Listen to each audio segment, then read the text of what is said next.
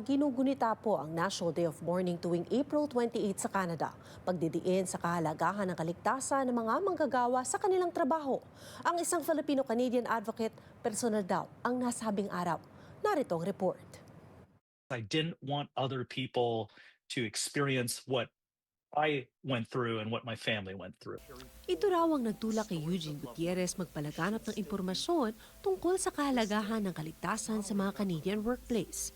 Matapos ang pagpanaw ng kanyang amang si Eulogio Bot Gutierrez noong 2017 habang asa trabaho bilang mining surveyor. He had gone into a regular mining shift and was unfortunately killed on the job. He was struck by mobile mining equipment that came and struck him from behind. And so when that happened, I mean, as one can appreciate, changed my life, my entire family's life completely. In the period of a few months, was trying to figure out various support systems to try and help with the loss, help with the grief, help us navigate through not just losing my dad, but we had workplace investigations and had to deal with worker comp claims and all that type of stuff. And so it was a lot.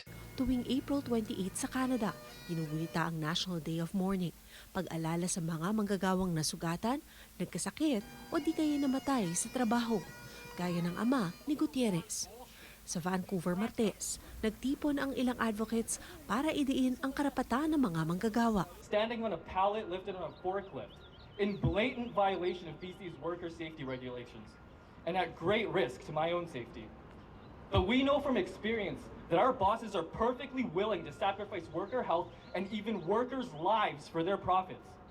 All the issues that these various sectors face is also a working class issue, and so a lot of the youth here, the Filipino youth, they grow up to take on precarious jobs in the industry. Migrant workers are actually some of the most oppressed during this time, especially in the times of increasing anti-migrant sentiment.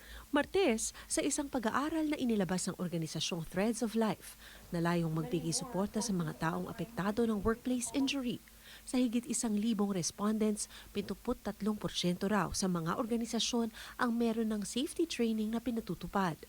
Gayunpaman, aminadong hirap ipagpatuloy ang mga programa sa health and safety. Si Gutierrez, na siya ring executive director ng nasabing organisasyon, sinabing mahalaga raw panatiliin ang suporta. Spread the awareness because you never know if you have a friend, a neighbor, a colleague that has been impacted by workplace tragedy. And it's so important for us to let them know that they're not alone.